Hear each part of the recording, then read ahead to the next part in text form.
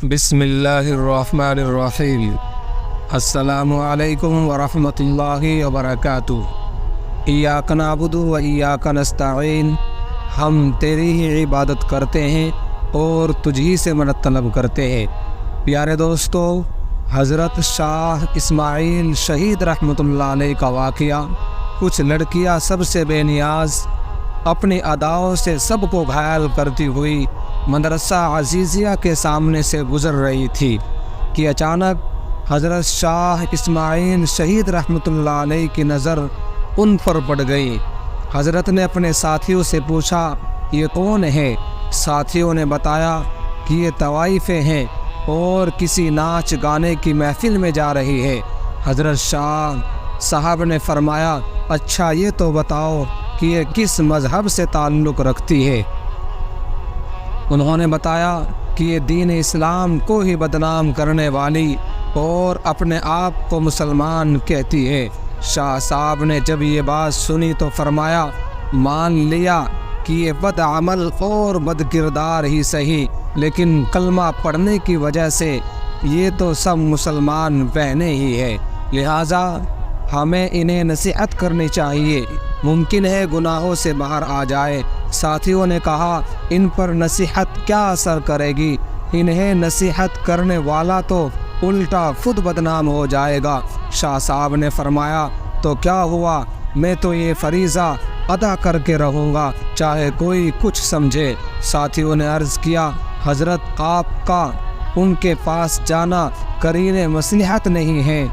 آپ کو پتہ ہے کہ شہر کے چاروں طرف آپ کے مذہبی مخالفین ہیں جو آپ کو بدنام کرنے کا کوئی موقع نہیں چھوڑتے۔ آپ نے فرمایا، مجھے اس کی ذرہ برابر پرواہ نہیں ہے، میں تو انہیں ضرور نصیحت کرنے جاؤں گا۔ اس ارادے کے بعد جب آپ تبلیغ حق کو اصلاح کا عزم صادق لے کر گھر تشریف لائے اور درویشوں والا لباس پہنا اور تنہا نائکا کی حویلی کے دروازوں پر پہنچ کر آواز لگائی، اللہ والیو دروازہ کھولو اور فقیر کی آواز سنو۔ آپ کی آواز سن کر چند لڑکیاں آئی، دروازہ کھولا تو دیکھا باہر ایک درویش بزرگ کھڑا ہے۔ انہوں نے سمجھا کہ کوئی گداگر فقیر ہے تو انہوں نے چند روپے لا کر ہاتھ میں تھما دیے، لیکن انہوں نے اندر جانے کا اصرار کیا اور پھر اندر چلے گئے۔ شاہ صاحب نے دیکھا کہ چاروں طرف شمع اور قندیلیں روشن ہیں، طوائف طبلے پر ڈھولک کی تھاپ پر تھرک رہی ہے، ان کی پازیبوں اور گھنگروؤں کی جھنکار نے عجیب سما باندھ رکھا ہے۔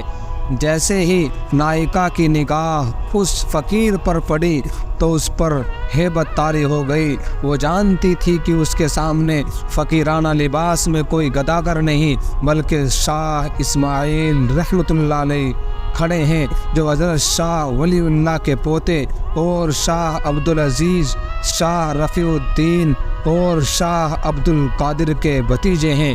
نائکا تیزی سے اپنی جگہ سے اٹھی اور احترام کے ساتھ ان کے سامنے جا کھڑی ہوئی، بڑے ادب سے عرض کیا، حضرت آپ نے ہم سیاہ کاروں کے پاس آنے کی زحمت کیوں کی؟ آپ پیغام بھجوا دیتے، ہم سب آپ کی خدمت میں حاضر ہو جاتی۔ آپ نے فرمایا، بڑی بھی تم نے ساری زندگی لوگوں کو راگ و سرور سنایا، آج کچھ دیر ہم فقیروں کی صدا بھی سن لو۔ جی سنائیے، ہم مکمل توجہ کے ساتھ آپ کا بیان سنیں گے۔ یہ کہہ کر اس نے تمام طوائفوں کے فازیبوں اتارنے اور طلبے ڈھول وغیرہ بند کر کے نصیحت سننے کا حکم دے دیا۔ پھر تو وہ سب سکون سے بیٹھ گئی۔ شاہ اسماعیل رحمۃ اللہ علیہ نے قرآن شریف نکال کر سورہ 3 کی تلاوت فرمائی۔ آپ کی تلاوت میں اس قدر سکون تھا کہ طوائفیں بے خود ہو گئی۔ اس کے بعد آپ نے آیت مبارکہ کا دل نشیں روا ترجمہ فرمایا۔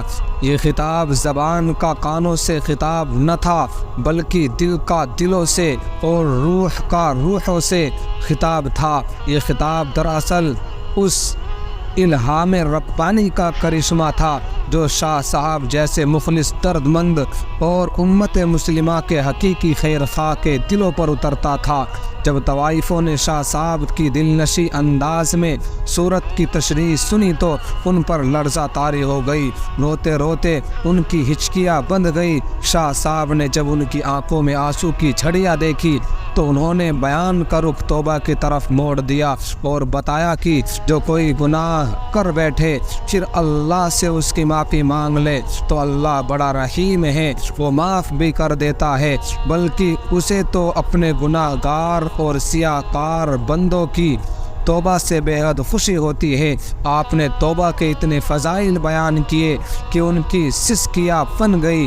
کسی ذریعے سے شہر والوں کو اس نصیحت کی خبر ہو گئی، وہ دوڑے دوڑے آئے اور مکانوں کی چھتوں، دیواروں، چوکوں اور گلیوں میں کھڑے ہو کر نصیحت سننے لگے۔ تا حد نگاہ لوگوں کی سر ہی سر نظر آنے لگے۔ پھر شاہ صاحب نے انہیں اٹھ کر وضو کرنے اور 2 رکعت نوافل ادا کرنے کی ہدایت دی۔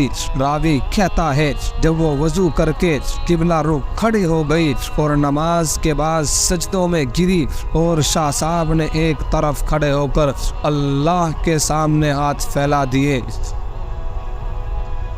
اور عرض کیا، یا مقلب القلوب، اے میرے اللہ، میں تیرے حکم کی تعمیل میں بس اتنا ہی کر سکتا تھا، یہ جو سجدوں میں پڑی ہے تو ان کے گناہوں کو معاف فرما اور انہیں ہدایت عطا فرما، انہیں نیک بندیوں میں شامل فرما۔